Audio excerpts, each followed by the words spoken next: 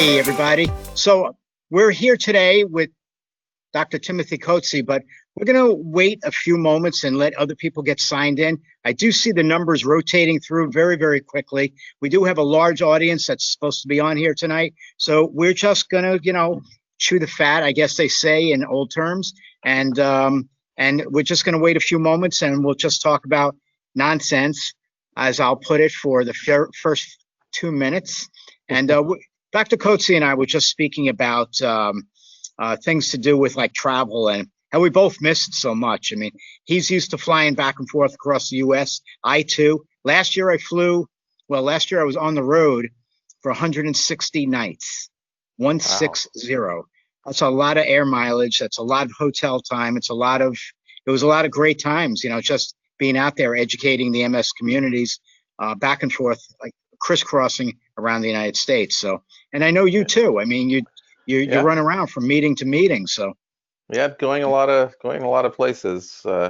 This time has certainly changed how we do business. absolutely, Probably changed it permanently in some places. absolutely. So, And but I like. and virtual programs will be the thing of the future, as you were saying before. So, Yeah, no, they are. I mean, this is our medium, so this is how we'll work. We'll adapt to the new reality. But right. fingers crossed, we'll have a vaccine soon, and we'll be able to start seeing a different future for ourselves. Hopefully, it just Yeah, depends on how they are able to get it out to everybody, right? yeah. I mean, it's remarkable. Fastest vaccines ever been developed in human history, actually. Correct, correct. 4 years So, was the record before. 4 years? hmm Yeah, the Wow. measles vaccine is considered one of the fastest to ever have been developed, and that was a 4-year process to develop that vaccine. Okay. All right. And if you see me under a great amount of light, I am. There's major spotlights all over me in here. We are at our studio in Central Florida, where MS Views and News has been very fortunate to be doing all of our virtual events. I can't say all, but I would say 98% of our virtual events are happening from our producer's studio here in Longwood, Florida. So, all right, we're going to get started. So those that don't know, my name is Stuart Schlossman. I'm president and founder of MS Views and News. And as I was just saying, we have been doing virtual events all during this pandemic. And fortunately for us, we were doing virtual events before this pandemic even began. So it was an easy just add-in of doing things. So though I want to let you know that MS Views and News created the MS Hub. Tonight's program is called the MS Advocacy Hub in response to COVID-19. As we now know that more than ever, the MS community needs to stay connected to resources and updated information. We'll be having one presenter a month from various MS organizations. Tonight, we're starting with the National Multiple Sclerosis Society, as you can see, but we're going to be using and we'll be speaking with different advocacy organizations and other community resources, providing information and making those connections available for you to find and be able to find more easily resources that we have. Before we get started, though, I want to thank and recognize the supporters of the MS Advocacy Hub series. As you can see in the background here, as you can see on your screens, we have Sanofi Genzyme and Bristol-Myers Squibb, who are the supporters of this new series. So tonight, as stated, we have Dr. Timothy Coetzee from the National MS Society. He's joining us. Hi, Tim. How are you? And thank you for being our first guest of the MS Hub. Thanks, Stuart. It's an honor to be with you and to kick off the MS Hub. I'm looking forward to our conversation. Thank you very much. Can you please tell us your role with the National MS Society and what it is that you're doing? Sure. So, as you said, I'm with the National MS Society. I'm the Chief Advocacy Services and Science Officer for the organization. Basically, what that means is I have the privilege of leading an incredible group of staff leaders who focus on our advocacy work. That's advocating for priority policy issues like access to medications and various work like that with our advocacy team. Our services work, which is all of the supportive programming that we do for people affected by MS, our MS Navigator program, which provides support. We'll talk a little bit about that later, and also our research function and our global investment in MS research around the world. Each of those three areas reports to me as part of the senior leadership team, and really it's an honor to work with all of these professionals and volunteers who contribute to our mission. Okay, great. Thank you for that. Can you tell us, please, how? By the way, first I just want to thank you again for being part of this. It's an honor for me to have you on here. Okay. All right. Now, first question. How does research in the MS space work? I mean, how do you know what comes first, second, and third? How do you put it together? It's a great question. And just to, disclosure, before I came to the society, I was an MS researcher. So part of the community that was focused on exploring different aspects of MS. My particular research focus was actually on some of the work that contributes to myelin repair in the brain in MS. So research, is at the heart of what is required for us to get a cure for the disease. We've been, the society's been involved in funding research since about 1946, and has, invested nearly $1 billion of its money that's been raised in research. And the way it works is, there are researchers, there are companies around the world that are focused on pursuing different aspects of what is involved in the biology and the pathology of disease, and we can get into different details of it. At a macro level, the way research generally works in MS is that researchers, most often at universities, will commit to explore a particular idea. Let's say it's how immune cells are involved in MS, or myelin repair, which was an area that I'm interested in, was interested as a graduate student and a fellow, or in the area of preventing disease. And those researchers will, to do their research, obviously they need funding, they need support in order to do all of that work. And they come to organizations like the National MS Society with their concepts and ideas for research, seeking support from us through a review process, through our grant review process. At the society, the way we think about research is, we're very focused on three areas. Stopping disease progression, restoring what's been lost, and ending the disease forever. And that's part of our overarching pathways to cures strategy, which is a part of our current strategic plan. And those are the three broad themes that we organize and focus our research around. And many researchers from around the world focus their research efforts in one of those three areas. And what we are focused on is, how can we advance the individual, work, innovative work in each of those individual areas with the financial resources we have available at the society to fund. But, we're not the only funders of research in this country. We're the largest private funder of research in the United States, and in fact the world. But, we have other organizations like the National Institutes of Health, which funds quite a bit of MS research. There is the Patient-Centered Outcomes Research Institute, people might know it as PCORI, which funds MS research.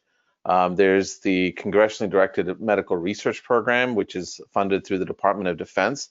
They invest in MS research. And then there are the pharmaceutical companies, actually, like the ones that sponsor this broadcast of Bristol-Myers Squibb, Sanofi Genzyme, and others who are doing the later stage clinical trials. And I think we'll probably get into a little bit of that later. They're a part of that ecosystem. So really, there's a big ecosystem of people involved in MS research, from the very earliest stages, trying to sort out new ideas, to the drug companies that are developing treatments. And to answer your question, what we do is we focus on what's the science that is in each of those three core areas that we're driving towards, and really address, focus on investing in those projects that can move the needle in terms of getting new understanding for new treatments and ultimately a cure. Great, thank you for that. So, who oversees all of this? I mean, how do you know that you're not stepping on each other's toes? And you know where I'm going to with this, all right? So I'll let you take it away from there. Sure. So, there's thousands of researchers around the world, and you're asking a great question, which I know your viewers will be interested in. Is you got hundreds and thousands of scientists actually all working together, all pursuing their interesting ideas. how do we make sure that, these people aren't all sort of duplicating effort and the like? And that takes quite a bit of intensive effort, I'll say. We have a team of professionals at the society that have PhDs like me who focus on leading research portfolios. And part of what we do is, we scan the horizon to understand who is involved in MS research. What are the areas that they're pursuing? Through our grant processes, we make sure that we're not duplicating effort, that we're not, funding two people doing the same thing. Exactly. We focus on enabling collaboration, and it is organizations like the MS Society, the National Institutes of Health, are other MS organizations from around the world, like our friends at the Canadian MS Society and the UK MS Society. And I get on a regular basis, I get together with my peers. Nowadays it's virtually, to really talk about what are the scientific priorities we're pursuing. We've declared as the National MS Society, our Pathways to Cure strategy is we're focused on stopping progression, restoring function, and ending the disease forever. So we have conversations with our partners to say, as you think about your research portfolio, where are you going and how are you aligning? And the good news, I'll say, for your views is we're all really aligned around pretty much the same things. We all are focused on investing in science about stopping disease progression, understanding the biology to really get at stopping the disease. Restoring and repairing the nervous system is another theme that I and all of our partners are really focused on. And similarly around preventing the disease. Ending the disease forever is a lofty and important goal that we all agree on. And what we do is we come together, we share resources, we look at our portfolios, we do landscape assessments to understand what are we all funding. And we also collaborate with each other to co-fund things. I'll give you a good example. One of the clinical trials that we're very proud to be involved with is a study in the United Kingdom looking at the cholesterol-lowering drug simvastatin, which some people may know. If they had high cholesterol, they might have taken simvastatin at some point in their life. It turns out simvastatin could also have a potential protective effect in the brain in people with progressive MS. And so the UK government saw this and was ready to fund a phase 3 clinical trial of this generic drug treatment in people with progressive MS.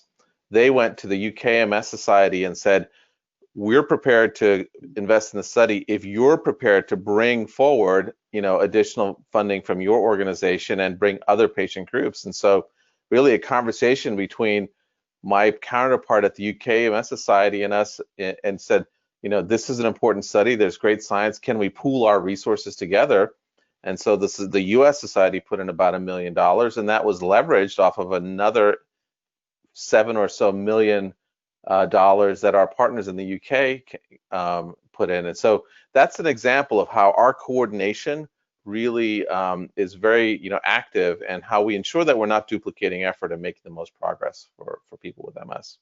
That was a very, very interesting response. I mean, very, very, and I'm looking at what you're talking about. I'm saying, okay, I could cross off this question and this question, no problem. But we can go back to them. We can. We definitely will. So one of the things, though, that you mentioned earlier, you spoke about, you touched on myelin research. What can you tell us what's going forward with myelin research? Yeah.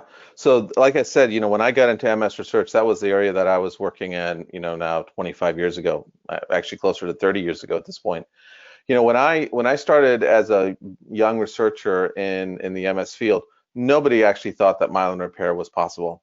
The idea that there would be drug treatments and clinical trials of repair treatments was really, laughed, people weren't taken seriously around that.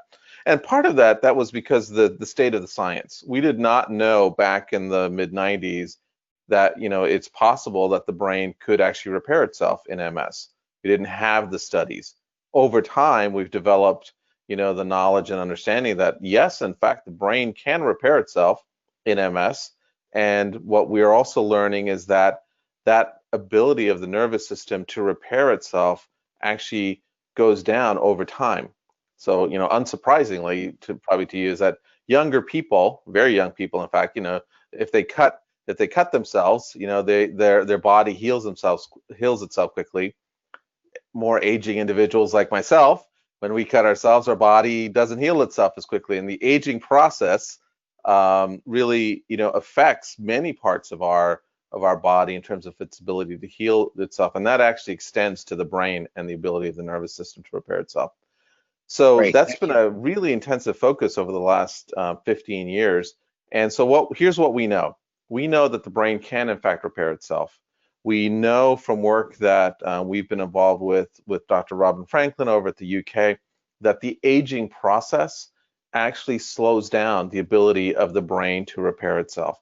And so age, as people get older with MS, the ability of myelin repair to occur goes down. But what Dr. Franklin has found actually is that it's the key, one of the key elements is that as cells get older, they might lose the ability to naturally repair themselves. But through his research, he's also been able to find that he's able to actually trick those brain cells into actually rejuvenating themselves and getting younger.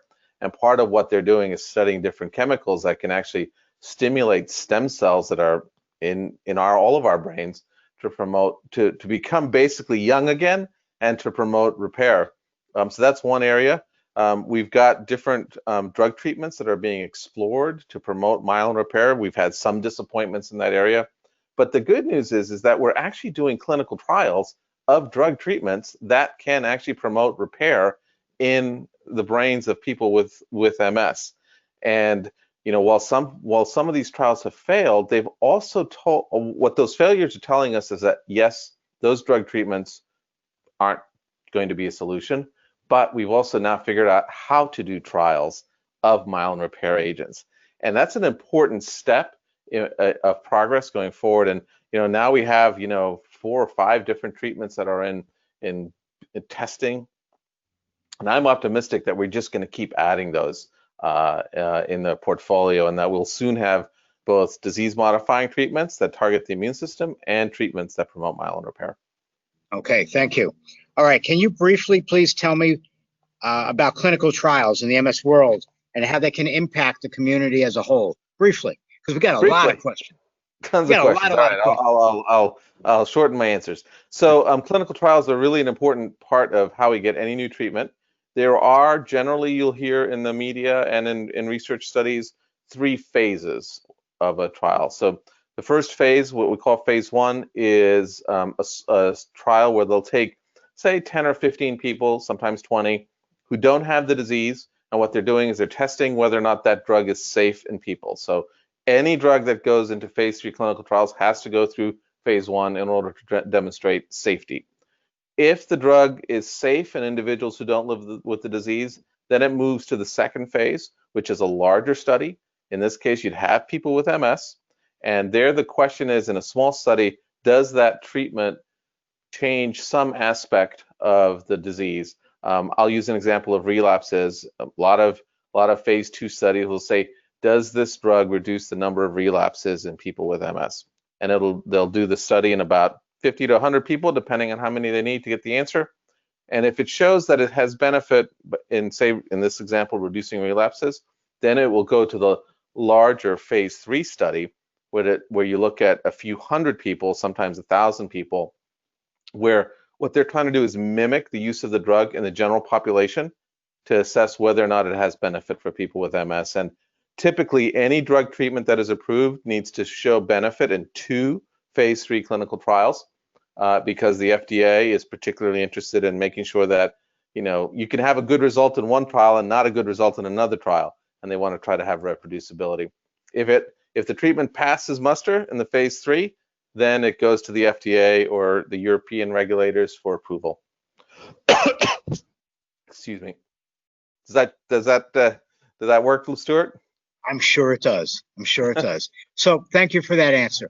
Now, a few years ago, the National Multiple Sclerosis Society raised the numbers of people with MS in the United States. Can you tell us how you got to that number and how accurate it might be, and what the number is that you might see today versus a few years ago? Right. That's a great question. Excuse me. Sorry about that, folks. Need water. Yeah, exactly. So, as you say, recently we released, just last year, in fact, we released a new prevalence estimate for the number of people living with MS in the United States, and we was about 1 million, and that was an increase, roughly a doubling from numbers that had been used for quite some time of 500,000. This was a jump, and in part we undertook the study to come up with a new estimate of the prevalence of people with MS in the States, because we just knew that the figure of 500,000 just seemed too low relative to what we'd seen in the population. The challenge we have about getting a prevalence estimate in the United States is that, as you may have noticed, we don't have a nationalized health system. And so there's not some sort of national registry that says how many people live with disease in this country, unlike other countries like our friends in Canada or in Sweden and other parts of the world where you have nationalized health systems where you can actually do a data pull. We are a little more complex than that.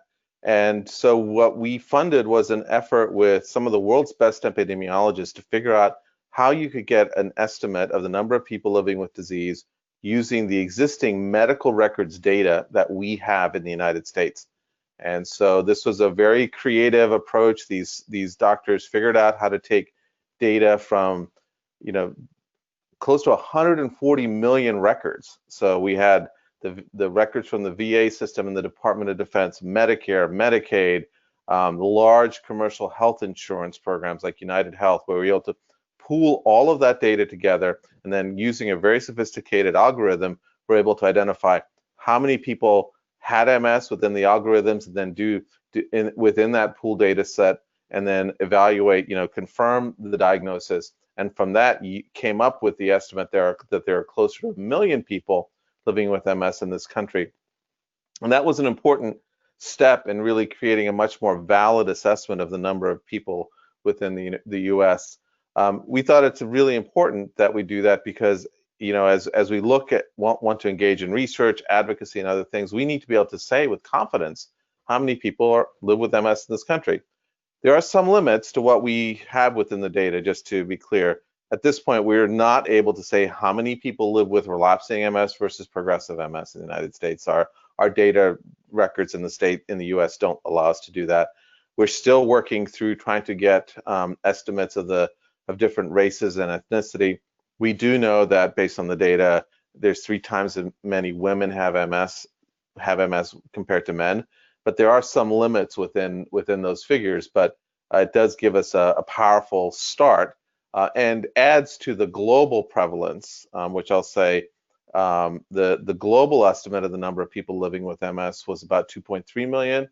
That was released in 2013, and just recently in September, the MS International Federation, as part of their Atlas of MS effort, estimated that we have 2.8 million people now worldwide that live with MS. So it's important to get our figures as close as possible. Okay, thank you. We are now up to question 4 out of 21. All right. Okay. All right, great. So we often hear about different phases of clinical trials. Phase 1, phase 2, phase 3. Can you, in 60 seconds, tell me what these mean? Sure. Phase 1 is safety. Phase 2 is testing the potential effectiveness of the treatment. Phase 3 is really demonstrating with certainty that a treatment is effective in a large population of people as the foundation for getting a drug approved by the regulatory authorities. A treatment that only goes through phase 2, where it shows that it's potentially effective in a small number of people, does not give you enough data in order to get the approval needed for the drug to be used in the general population.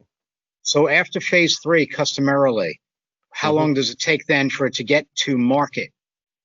Right. So usually after a phase 3 study is completed and a company submits the product to the FDA, we'll use the FDA as an example. Usually it's about a 9-month to a year review process by the FDA to get all of the data, because they look at everything. And obviously they have a lot of other treatments they're evaluating, but that's generally how long it'll take. Once a treatment is approved by the FDA, then it's up to the manufacturers to get it out to the population, and sometimes that can be a few months, generally speaking. But the whole clinical trial enterprise from start to finish can usually be anywhere from 5 to 7 years if you get everything going right, just because of the length of the trials. A phase 2 study, for example, can be about 2 years in length, just that part of it. Okay, so switching a little bit here now, with regard to research and what's constantly happening and what's going on all around us, can you tell us if as much research is still happening now during COVID as there was prior to COVID? That's a great question, and I think it's an important one to share that there's no question COVID was disruptive on our research enterprise, that for sure. The research labs that we support through the society were affected by COVID, and the universities shut down, and the university researchers pretty much started working at home. What I can tell you is that that researchers are getting back to work. So yes, everything was slowed down. That it was, everyone experienced probably I would say a 6-month delay. But now people are getting back into the lab. They're having to work in shifts and do organize themselves differently. But people are as engaged as ever. They're writing their papers. They're analyzing their data. They're doing a lot of, like we're doing, Zooming and meeting. But I think in general, the research infrastructure is catching up. What has been disruptive, I'd say, has been the conduct of clinical trials, because a lot of the aspects about how you recruit trials and all those different settings were disrupted early on. What I would also say is that we're starting to figure out how to come through that, and figuring out how to participate and how to conduct trials in the setting, how to do things in a different way. The FDA has shown some flexibility in terms of how it approaches that. So while COVID has been disruptive, I can also see people, like all of us, have been adapting to the world we live in and figuring it out. That's right. Thank you. Now, let me just say that there is a person named Tamara who asked a question that sort of fits into what I was about to ask anyway. So I just want to ask, is there any trial for different ethnic groups? And what I was going to ask was, with the different trials that you are doing, is it inclusive of everybody, or are you focused more on different segments?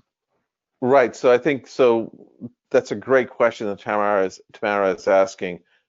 So first of all, we have a lot of work that we still need to do about ensuring that clinical trials are indeed inclusive of different racial and ethnic groups. Unfortunately, for a number of reasons, trials do not include enough race and ethnicity in the trial design, and you're seeing it in the COVID era as people think about COVID vaccines.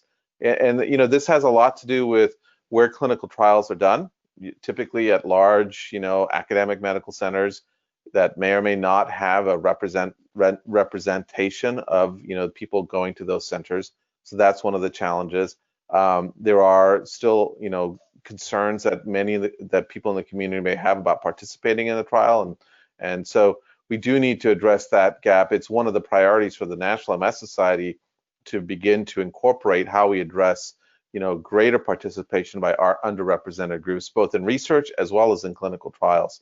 And there is a concerted effort by the community to address that. There is, I know there's a clinical trial that's looking at, for example, it's called the CHIMES clinical trial that's looking at Ocrevus, which is one of the treatments made by company Genentech in the Black and Hispanic communities, called CHIMES, looking at different aspects of how MS affects different racial and ethnic groups. We're funding research in that area also to try to understand the differences in the immune system in different racial and ethnic groups, because we do know the disease affects groups differently. And so we need to understand that. I will say, no question, we have to do more work in this area. This is one aspect of the MS ecosystem that for too long has been neglected, and we've taken it as a major priority for us. What about age groups? Is there anything for people over 60? Now you've put your finger on another great question. As somebody who is creeping up to the age of 60, it's age is an important question. We're involved actually with a study that the PCORI, the Patient-Centered Outcomes Research Institute, is doing, looking at the question of continuing to use disease-modifying treatments in individuals over the age of 60. one of the things I mentioned in my remarks about myelin repair is that as the body ages, myelin repair changes. One of the other aspects also is as the body ages, the immune system changes quite a bit. And, some of the sort of really active nature of the immune system in terms of fighting off disease and infections really, goes away over time, which is part of why, older individuals get more infections and the like. That's raised a question as to whether or not, the immune system is as active and angry in an older individual relative to a younger individual. And so there has been some thinking in the research community that perhaps individuals over the age of 60 who've lived with MS a long time may actually not need to continue to take a disease-modifying treatment that targets the immune system because their immune system may not be responsive to it. So if your immune system is not going to respond to it, why expose somebody to the treatment? So they actually have a group of patients who've agreed to stop taking their disease-modifying treatment and then be monitored over time to see how their disease changes. And if the disease starts changing, they get put back on the treatment quickly. So that's one aspect. We also are actually we're working with EMD Serono to fund some research looking at the question of aging in the immune system to understand, are there changes in an aging immune system biologically that can give us clues as to how older individuals living with MS are responding and how their immune system is behaving. So it's an open area that has not been studied enough, I'll say. So you're studying then how MS focuses on different populations around the United States as well. That's correct. That's correct. So we are, so we're looking at, like I said, we're investing in research looking at the nature of the immune system in the African American and Hispanic Latino community, looking at very fundamental biology there. As part of our prevalence effort, we're actually trying to also get a much better assessment of how the prevalence, that affects people with MS in the United States across different race and ethnic groups. We're also, we've been involved in some research looking at the incidence of MS. That's the number of new cases involving it where people get MS. And in fact, that was some important research that we funded out of Kaiser Permanente, which found that Black individuals, Black women in particular, had a higher risk of developing MS relative to white women, and that has given us important insights as to how the disease is affecting different racial and ethnic groups. And so we're going to continue to focus on that as part of our strategy to understand the disease. Okay, thank you. Is there any new research, obviously, on directly related to COVID-19 and multiple sclerosis? Yeah, so there's not as much research, I would say, focused directly on COVID-19 and MS. One of the things we're very proud of is that very quickly in the early on in the COVID pandemic, there was a desire to understand how COVID affected people with MS. And so we, in collaboration with the Consortium of MS Centers and our partners at the MS Society of Canada, created the COVIMS registry. It's COVIMS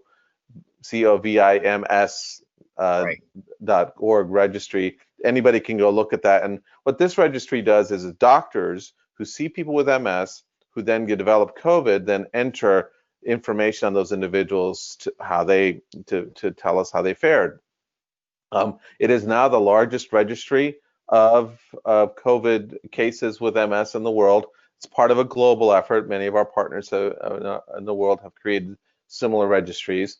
What I can tell you is that people with MS who develop COVID, contract COVID, recover largely. That most people have positive outcomes. There have been mortalities, and as there have been in the general population. Oftentimes, like in the general population, there are comorbidities like hypertension, high blood pressure, obesity, diabetes, and other pieces, as well as being older and having progressive MS. And so those are all variables that factor into this. We're continuing to study the registry and understand how COVID affects different racial and ethnic groups as it relates to MS. We've got some insights around that. The group is doing some analysis. We have well over 1,000 cases already in the database. So it's a remarkable collaborative effort. We set this up in 8 days. So we're very proud of the fact that we were able to move so swiftly. And in general, like I said, the MS population is seems to be affected similarly to in overarching terms to the general population, but there are these sort of subsets that we need to focus on. Great, great, thank you. Can you share with us, with the audience, please, what you feel are the most interesting and important research updates in multiple sclerosis aside from COVID? And I'm going to ask you to stay under 60 seconds. You are a taskmaster. I'm excited about three areas. The first is the development of a biomarker or a tool for measuring disease activity. And there's a molecule called neurofilament light chain, which can be found in the bloodstream of people with MS. And it's a quick, easy blood test that is an indicator of damage that's happening to the nervous system. And I'm excited that we're on the cusp of having this potential blood test that could help doctors both monitor disease progression, the disease activity, but also that we can use it in clinical trials. I'm excited about the development of these new treatments. Your listeners, the webinar attendees may hear them called the BTK inhibitors, as BTK, and that's how they call them. I won't bore you with the long name because that'll put me over 60 seconds. But they are a new treatment that targets B cells, similar to the treatments like ocrelizumab and Kesimpta that also targets B cells. And there's a whole range of treatments of these molecules that are being tested, and I'm excited that we're adding to the portfolio of different treatments that are targeting both relapsing MS and progressive MS. Also excited about the continued growth of research in areas like exercise that are showing that exercise and similar lifestyle interventions can have a beneficial effect both on the brain and also overarching quality of life. That's a rapidly growing area of research, and I'm excited that we're seeing insights that really exercise does make a difference and has a beneficial impact on the brain. Thank you. You did pretty good. You did pretty good. We're gonna get you into that margin really soon, though. Okay. You'll never ask me back. Cindy just asked a really interesting question, and I'm going to modify what she wrote because it's too long. But what do you do where there are rural areas around the United States where you do not have MS specialists and you don't have really any research going on in those areas? How do you account for what the numbers might be coming out of those regions?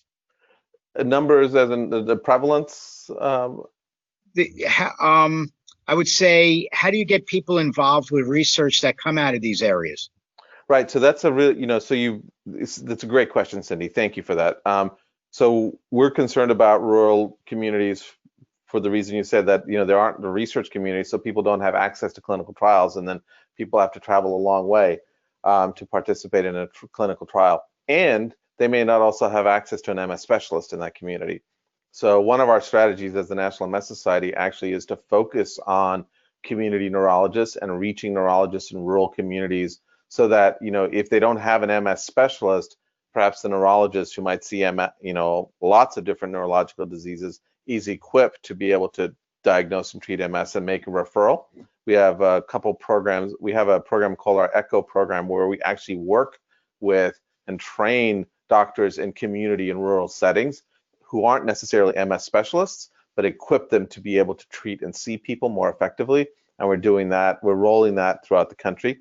One of the other things that I can tell you is that researchers and research companies doing trials and research are also starting to figure out how we can engage people at distance and engage people using telemedicine and different types of interventions that allow people to participate remotely and only have to go into a visit, from time to time. It's a tough challenge. I'm not going to minimize it. We live in a big country with wide, I know folks who have to travel 4 and 5 hours to see their MS specialist. That is a challenge. And so we've got to continue to innovate. I won't say that we've solved it, but it is certainly a high priority for us at the society to be able to ensure that wherever anyone is in the country, they can be connected to this. Great, thank you. Are there any concerns for MS patients to be involved with clinical trials? Any risks? Mm-hmm. Yeah, so that's an important question. And participating in a clinical trial, it's important to really understand what it is that you're participating in. Understand the risks because if one is participating in a study, You're exposing to a new treatment whose side effects aren't always as well known. So it's important just to understand and ask questions and know what the off ramp is from the study if you're participating. That if you say I want out, I'm out, and also understanding that if it's a placebo-controlled trial, you could either be in the study that it has the treatment or not get the treatment to be part of the placebo study. So understanding those is really important. Understanding what your rights are as a patient in terms of understanding how the doctors are going to use the information, what they're going to do with your data is also important. One of the things I urge people participating in trials is to have a conversation with the person to say, so when the trial is done, will I get to see the results?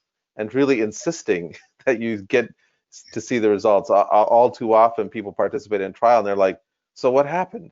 And they struggle, and I encourage people to be very insistent about being told, well, how to do, because we're all participants in that when we contribute to it. Just one thought, I know I want to be quick, is that I don't want to mislead people to be fearful of clinical trials. Anything that's gone into a trial has to have gone through FDA approval to get permission to test it in humans and to participate. It's just also important, though, to be cognizant of the risks that one has to associate with the study. Okay, thank you. That was a great answer. How do you get the word out about the different trials that are available? How do people find out? How can they get involved? And who would they contact? Sure. 60 seconds. 60 seconds. 60 seconds. All right. You're going to get me a 45 soon. There's a couple options.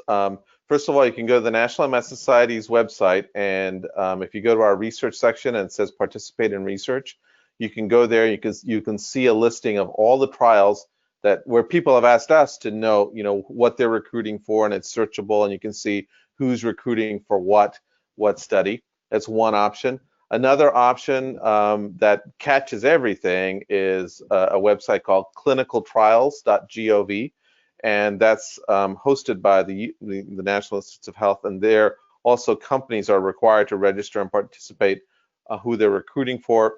You'd have to put in the search term progressive MS or multiple sclerosis, but those are the two options. I can tell you that anything that's listed on the National MS Society website has been vetted by our research team, and we know is being conducted by a reputable organization that has shared their protocol with us. Okay, so going a step further with this. Okay, our people that are here tonight just heard your answer. Maybe people that go to the National MS Society's website can see what they're looking for. What about everybody else that does not have internet? Great question. So another possibility is you can call the National MS Society and call our MS Navigator program. And I think you have some resources there for the MS Navigator. Our MS Navigators are here to support individuals. And the Navigator, if you contact them and you'd say, I'm interested in participating in research. I don't have internet, but I'd like to be able to participate in a study. The Navigator has access, so they have the number there. If they call 800-344-4867, they could be connected to an MS Navigator, and then the MS Navigator can help guide them towards the research study and provide the information that they need. And our navigators are there 5 days a week from 7 to 5 Mountain Time. And this is a group of professionals who will work with individuals on a range of things, including helping identify research studies that somebody may be able to participate in. Or another question, you didn't ask a question, so I'm going to change it up on you. If they're saying, I just moved, I moved from one part of the country to another part of the country. Sure. I'm trying to find a doctor. Can you point me to a neurologist who sees doctors in my area? And the Navigator also there can help the individual that way. If they have internet and they go on our website, they can also go on our Find Doctors and Resources tool, which would allow them to find all the doctors in their area who could support them. Yes, I did see that tool on your website, and I have referred people to that as well.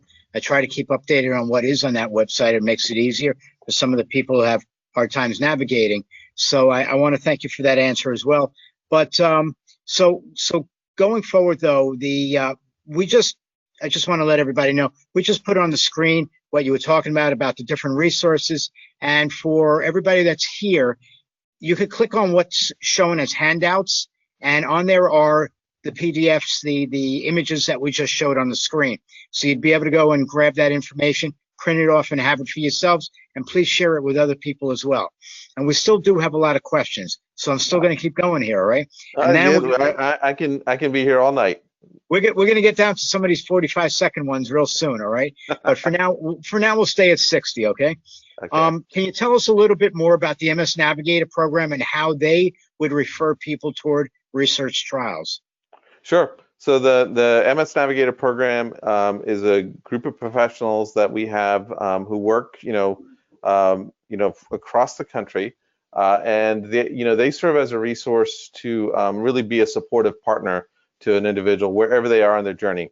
And they can support individuals who are newly diagnosed, who are calling to ask questions, individuals who maybe have advanced MS and are in a situation where they may need to have some assistance and some modification of their home because of accessibility challenges. They're able to work and connect with local resources to help there. They can also support someone, like I said, looking for a doctor, looking for participating in research studies. All of our navigators are highly trained. They go through 8 weeks of training in order to be able to get ready to support individuals. Many of them have advanced degrees in social work, and really our support for people is what we find is oftentimes people are, if they need emotional support, please contact us. The navigators can direct you to places to support that way, finding a doctor, finding help with home assistance, and also general information about MS. All of those are part of the portfolio. It's an incredible group of professionals that I'm just really proud to be working with. Okay, placebo.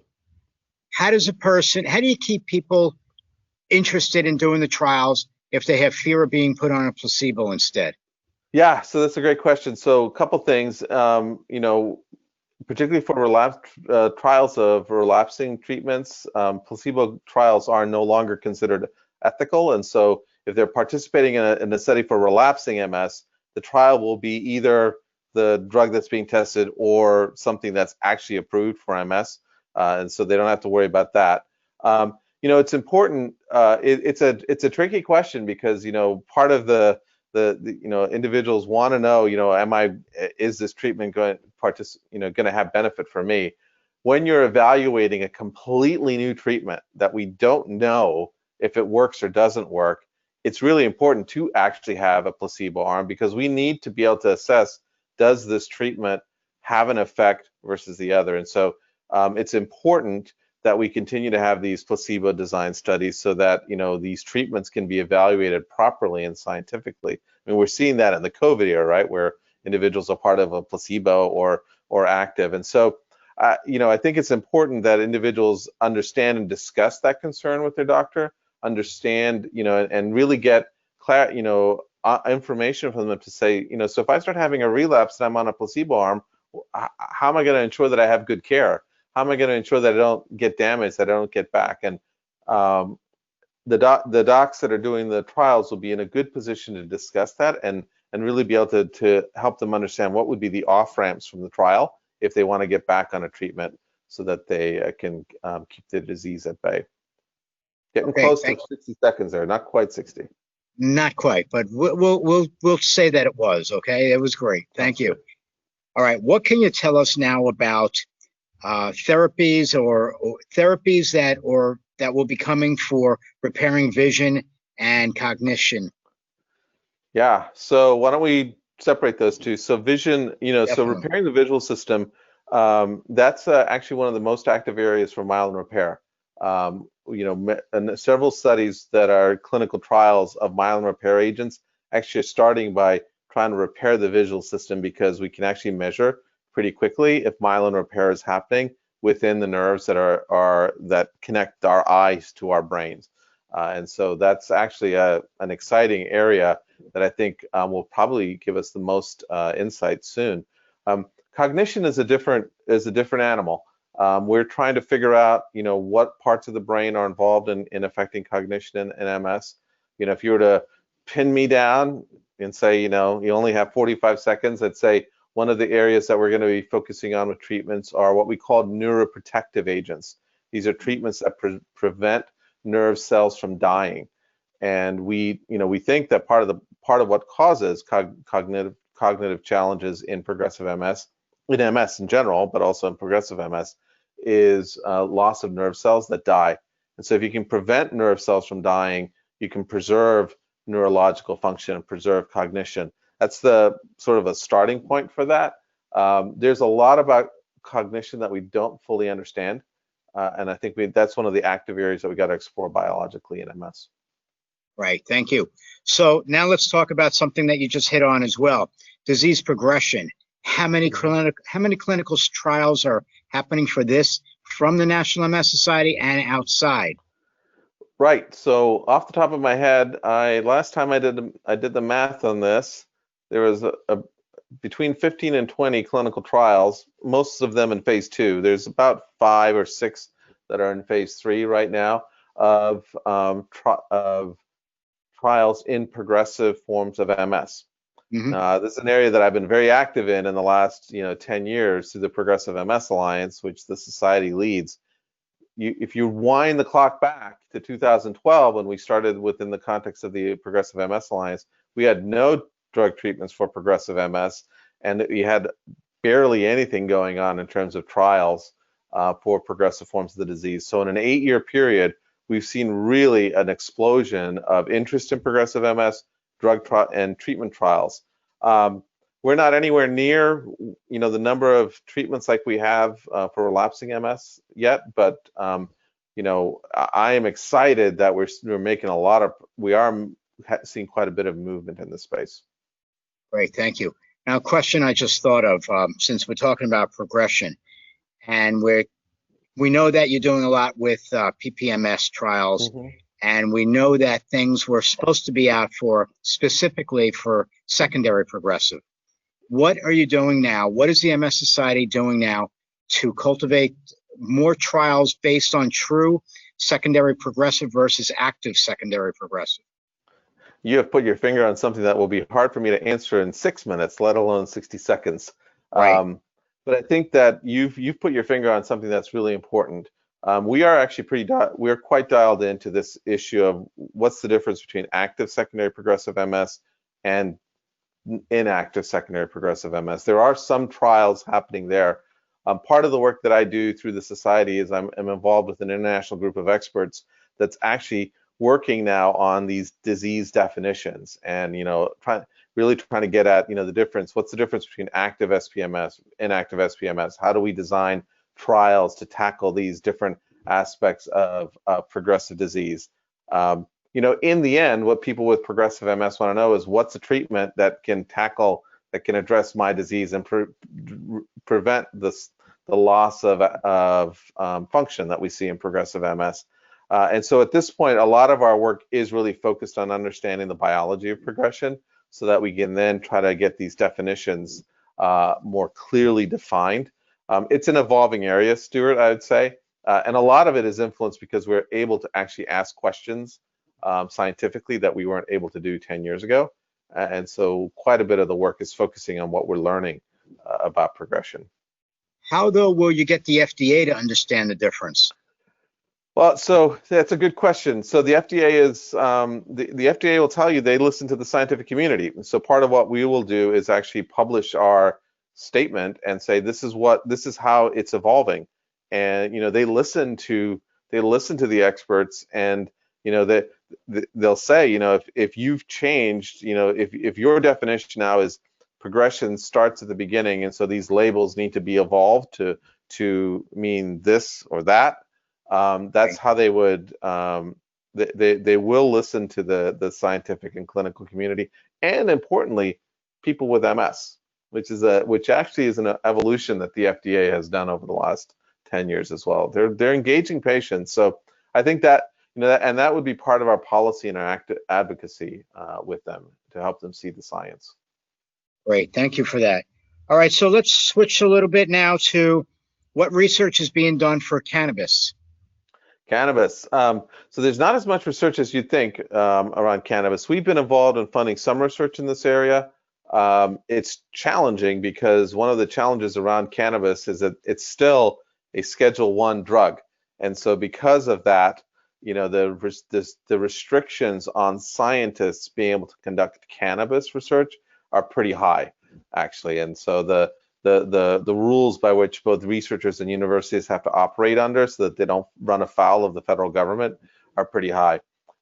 However, we've been supportive of different kinds of ballot initiatives and the like, looking at medical cannabis and exploring the use of it in pain and different management of the disease. And we think that there's enough evidence that is suggestive of a benefit that it should be explored. We don't have as many researchers actively involved in this area as I'd like for the reasons that I just described. But we also are drawing on the work that our friends at the MS Society of Canada have done in terms of, they have some slightly different federal rules there that allow us to be involved there. We're also doing some work to try to understand the effect of medical cannabis on medical marijuana on, let me step back, marijuana use by young people, because, we also know that, children who smoke marijuana and have MS may have not, the outcomes there may not be as positive. So we're working to try to understand that as well. Sure. It's a complex thing. The one piece of advice I'd give if anyone is thinking about this is that we do know that inhaling smoke products actually is also harmful in the context of MS and can accelerate progression. So I think as individuals think about cannabis, they do want to think about sort of how they're ingesting it because of the potential, detrimental effects that smoking has with MS. Okay, thank you for that. Can I ask you that if you stay on for at least another 15 or 20 minutes? We were going to be ended by 8, but we're definitely running a little bit over, and we got some really key questions to ask here, Stuart. Sure. I am here. I'm at your disposal, Stuart. Okay, great. Thank you. So another audience member named Deepa wants to know, though, what's going on for MS patients with the use of CBD for spasticity? Yeah, so I know that the individuals are using it. There's different sort of formulations individuals are trying. We haven't got a lot of research in that area. A lot of it is sort of individuals sharing with each other how it works. I have spoken to people who will say to me that it is beneficial. I think one of the things to do is if you're exploring that is just to make sure that your healthcare provider and you are sort of in sync around it, because one wants to be cognizant of how that any potential side effects of CBD with other treatments other drug treatments they may be taken. So unfortunately not as deeply as explored as we'd like. I'm hopeful that as we get sort of new regulations around cannabis and CBD that we'll be able to explore this more deeply from a research point of view. Great, thank you for that. All right, so for patients who are in need of financial resources, what can you tell us where people can go to for this? Sure. So certainly the society, we have through our MS Navigator program, we have a financial assistance that can provide for certain areas for financial support for individuals. The navigators can also work with individuals to connect with community resources. That's part of what we do, is to really understand what are the resources available in a community and connect people with that around whatever their need may be. So that's we have a range of possibilities that we could provide to individuals. Great. Thank you for that. Can you also now please discuss the newest perspectives on managing therapies with B-cell depleting and SIP, I don't know what that is, DMTs with respect to COVID-19 vaccination? Sure. So that's an important question. So why don't we do the B-cell therapies and then we'll do the S1Ps. So the B-cell therapies, those are things like rituximab, ocrelizumab, and as well as ofatumumab, also known as Kesimpta. One of the questions that we don't have an answer to is, those treatments all reduce the number of B cells in a person's immune system. B cells are very important for developing an a vaccine when one is vaccinated. and that part of the way we fight off viruses with the vaccine is that you have these B cells that produce antibodies that kill off the virus. So one of the open questions for people with MS is, if I'm on one of these B cell depleting therapies, am I now at risk of being able to actually develop an immune response as part of the vaccine? We're starting to work on this. I'll just let your viewers know that this is an open question within the scientific community and the clinical community that we're working on. And our intent is to be able to provide guidance for people with MS as the COVID-19 vaccine is coming. S1Ps, so those are sphingosine 1 phosphate inhibitors, similar, you may know them as Gilenya, ozanimod, ponesimod, which is another one that's coming soon, as well as Mayzent, siponimod, and that known as Mayzent's known as siponimod, and fingolimod known as Gilenya. All of those also deplete the number of immune cells overall in a person with MS. The S1Ps, though, are much broader. They don't just target B cells the way that the B cell depleters do. So there's some question and debate about, again, should a person stop those so that they can then have the COVID vaccine and then develop the immune response and then go back on their treatment? Those are conversations that invariably people will want to have with their doctor probably in the new year, when hopefully, the vaccines will be available. We still have need to do some discussion around that. I know I went a little over on your time, but it's important that folks understand that this is an area that we don't fully have all the information we need in order to be able to give folks guidance around this. Thank you. Where does Zeposia fit into this? I was just asked. So Zeposia is one of the S1Ps as well. Okay, got it. Good, thank you. So I use the generic name ozanimod, and Zeposia is the name. Right. I could have said that, but it's not my job to. So. You're taking up my time, Stuart. It's okay. It's okay. We got 4 more to go. Okay. Okay. All right. And then maybe a couple from the audience. Sure. Is it known yet if the COVID-19 vaccines would be live? And if they're live, would it be safe for the MS patient if that's the only option? Right. So I don't think any of them actually will be live vaccines. The ones that have been in the news from Pfizer and Moderna are definitely not live vaccines. I believe the ones being used by AstraZeneca and Johnson & Johnson are modified viral, but they're not sort of live as we would normally consider live vaccines. So I don't think those will be, the central issue for people with MS. I think the main question will be, again, this whole, if you're on a B cell depleter, will you be able to develop an immune response and develop, the immunity against the virus? That's a question that we have to sort of wrestle with in the community as we get some more science behind it. But they're not dead versions either. I heard that they're supposed to be synthetic. Yes, so they're synthetic, but they're not, like taking an actual virus and just putting, like the COVID virus. What they are is, in both instances, what they've done is they've taken little pieces of the proteins that are associated with the coronavirus and then package them into another molecule that then sort of takes those pieces and puts them into a person's body in such a way that you then start to target an immune response against those pieces of the coronavirus. And so a live vaccine would be if you just injected the coronavirus directly into a person. So I will say it's an incredible feat of engineering to develop some of these vaccines, and it really speaks to the innovation in our country and the incredible scientists that have been behind some of this. It's pretty amazing, actually. Great. That is a great answer. I'm sure a lot of people will be able to feel better about that anyway. When should we take, so Pamela just wrote, is it okay for a person that's using Ocrevus to be using a medication for shingles? It's a great question, and you've stumped me a little bit there.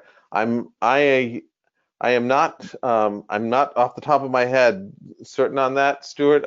If Pamela would like, we'd like to be able to follow up with her and be able to provide that answer. I want to make sure I give the right answer. I'm not a clinician, so I want to make sure I get the get the answer right before Okay, so getting it wrong.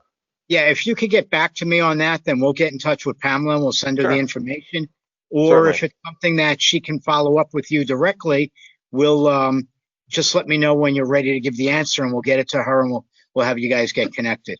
You bet. I'm happy to do that. Thank you, Pamela, for that question, and we can definitely follow up to make sure we get you that information. How has the MS Society continued to support people with MS during COVID-19 pandemic? If you can, if you could expand on that, that would be great. Sure. So one of the good news is, as an organization, like many other companies, we had to go completely virtual. So we have almost 750 staff. Everybody went to working from home, and we were able to do that seamlessly. It was disruptive to many of our events, but our MS Navigator program continued uninterrupted throughout this time. So we've continued to support thousands and thousands of people a month calling us the MS Navigator program.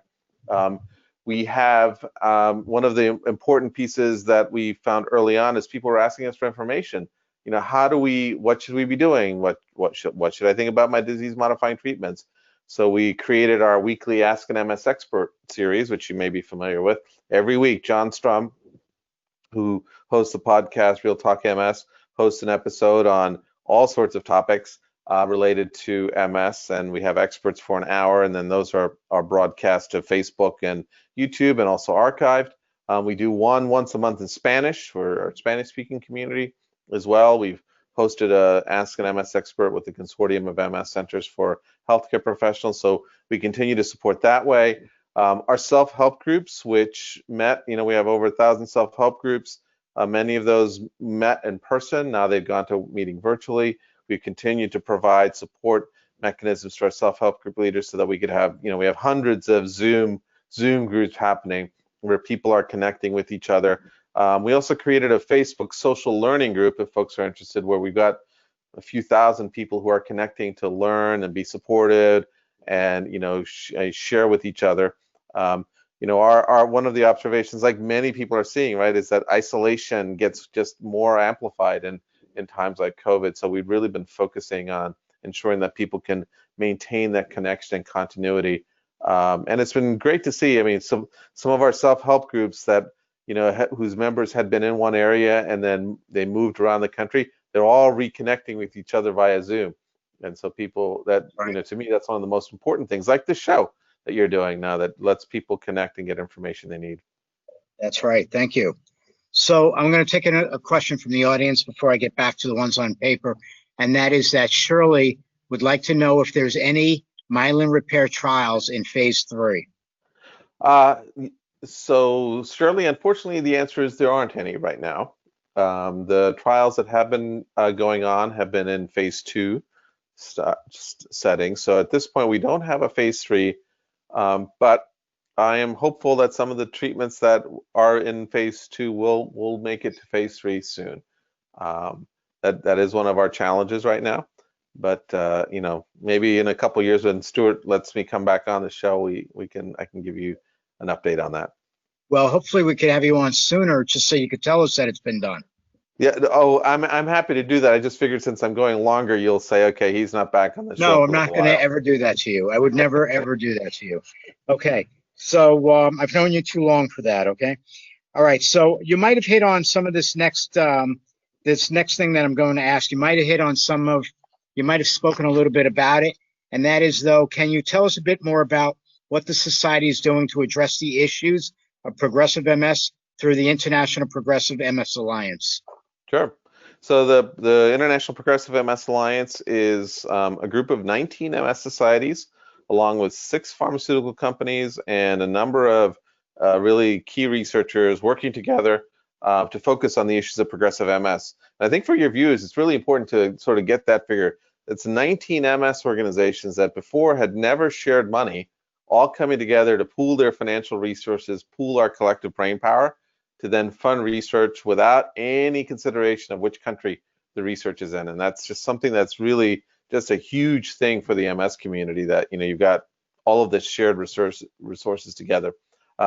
We've made a commitment to raise close to $30 million and then renewing that for another $30 million through the next 5 years. This is internationally.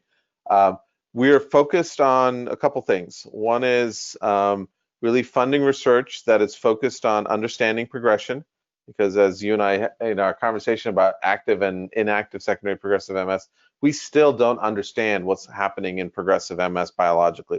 So we need to understand progression. We need to figure out how to do clinical trials faster in progressive MS. One of the big challenges of progressive MS is that these phase 3 studies take 3 and 4 years, sometimes longer in progressive MS. It's way too long. So we've got to figure out how to design trials that can go faster. And then we also have to ensure that people can have a high quality of life while we try to get these treatments. Early on, we focused on bringing the scientific community together through convening activities and meetings. Then we funded a round of innovation awards. These were small little grants to really get the community moving. And then most recently, we've invested in 3 international teams of scientists through these collaborative networks we're calling, that are focused. 2 of them are focused on discovering drug treatments that either protect the brain from damage or can promote myelin repair. So they're really focused on discovering drugs that do that. And then the 3rd network is focused on using artificial intelligence technology and applying AI to be able to study MRIs and develop tools that let doctors see what's happening in progressive MS and MRIs more effectively, so that we can use those tools to speed up clinical trials. That's our big focus, right? Has been our big focus up to now. Going forward, we're really going to be dialing into this question of, the biological basis of progression and how we do clinical trials faster. Thank you for that answer. Now I have just one more to go, all right? But I'm just going to say something about this MS Views and News series. Again, we are going to be, speaking with people from many of the different leading MS advocacy organizations. And in December, we do have a person for the Multiple Sclerosis Foundation. But now going back to the MS Society, in January, I have a special guest coming on, and I believe that you know her. I know you know her. So I know that you're also involved in leading the Society's advocacy programs. Can you please give us a preview of what you think your colleague Barry Talenti, is going to be able to speak with us about? Sure. So I'm excited that Barry's going to be joining you. She's a terrific colleague and leader of our advocacy program. So Barry leads our advocacy efforts, which rallies, 35, almost now 40,000 MS activists from around the country. She'll be sharing some insights about how we advocate on behalf of people with MS at the federal and at the state levels.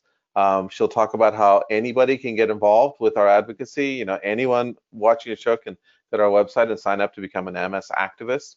And then we'll share a bit about some of our advocacy priorities. I won't spill the beans fully, but we have a set of priorities that are focused. As a teaser, I'll tell you that one of our big priorities is the cost of medicines.